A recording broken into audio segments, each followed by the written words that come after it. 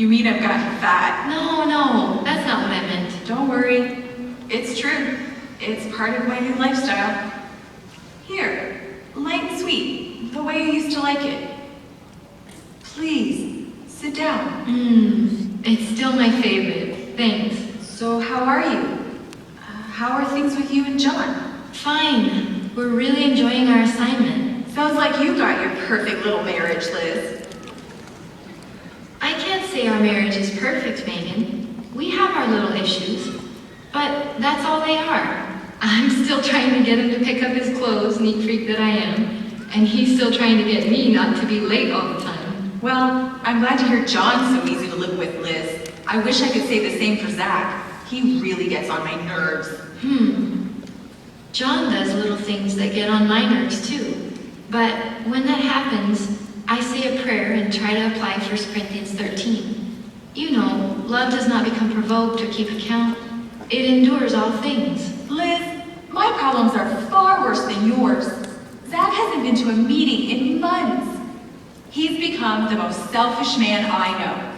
When he's not working overtime or on the computer, he's either off playing some game with Rod or slouched on the sofa watching one on TV.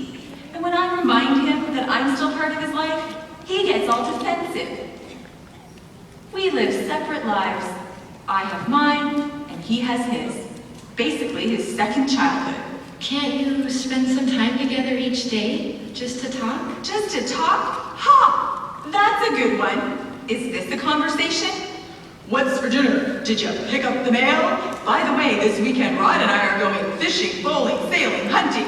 You name it! Megan. He's only interested in his business and sports. I never know when or even if he's going to be home for dinner. I used to leave the food on the table and let it get cold. I don't even bother doing that anymore. If I could just count on his being home one night a week, I'd be satisfied. Megan, I'm sorry that this has happened. It's not your fault. I should have listened to you. Now look at me and Zach. We have no give and take, no joy, no love.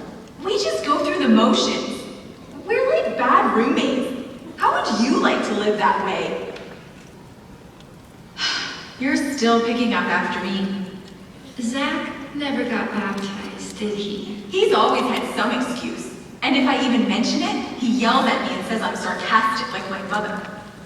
Remember how everyone was wowed by his stupid stunt on the water tower? I thought that took guts. Here is a person who is brave, but he's not brave. He's nothing more than a flat, bland, self-centered, uninteresting, sports-obsessed juvenile. Meg, maybe you should think about how you talk to Zach. Life and death are in the power of the tongue. If you use sarcasm, even to defend yourself, you could be alienating him. A word causing pain makes anger come up. He never takes me anywhere anymore. And he never helps me with anything, not even with the kids. How can I feel love for him? Megan, you can't just demand that Zach change.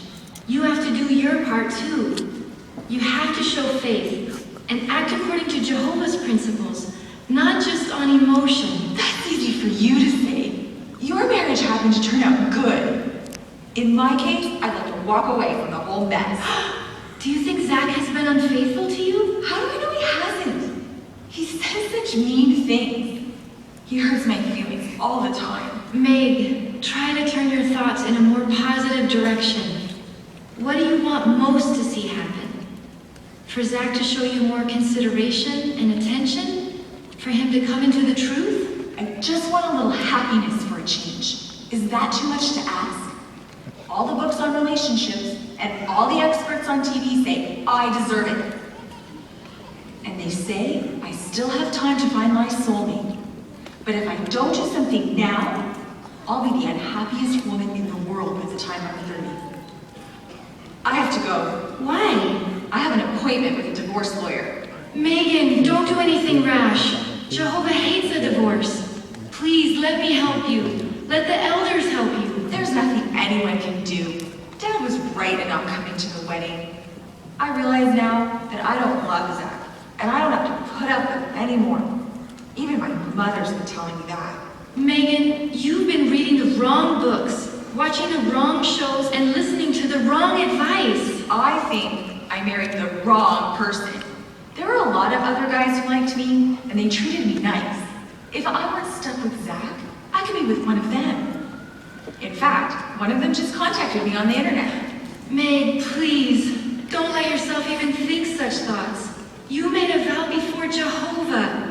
Zach is your husband, your children's father. You can't just throw all of that away. Really? Well, try living with someone who doesn't love you. When you've experienced that, come back and we'll talk. Megan, you forgot your mirror.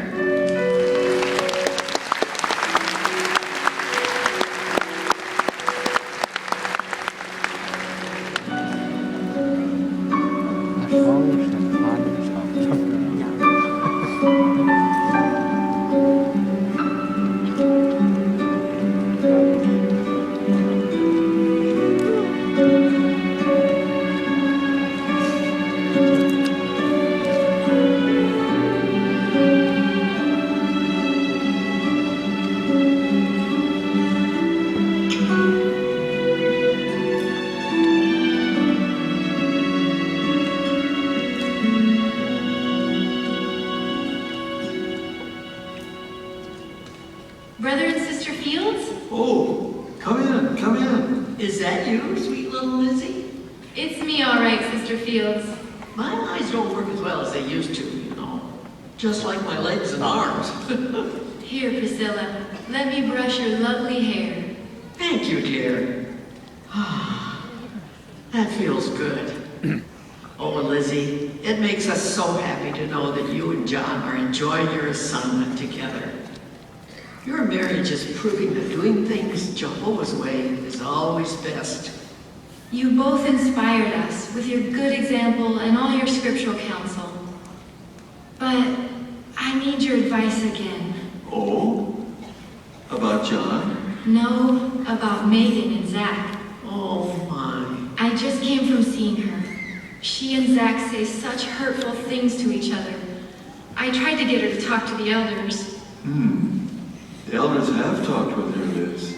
A lot. But so far, Megan is just not applying Jehovah's principles.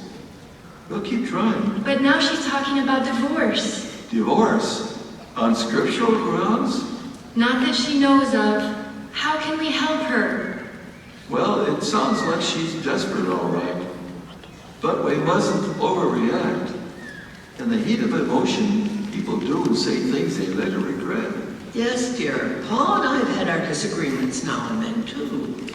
But we learn to settle them in a friendly spirit. We learn to disagree without being disagreeable. That's one of the ways that showing love can draw you closer together.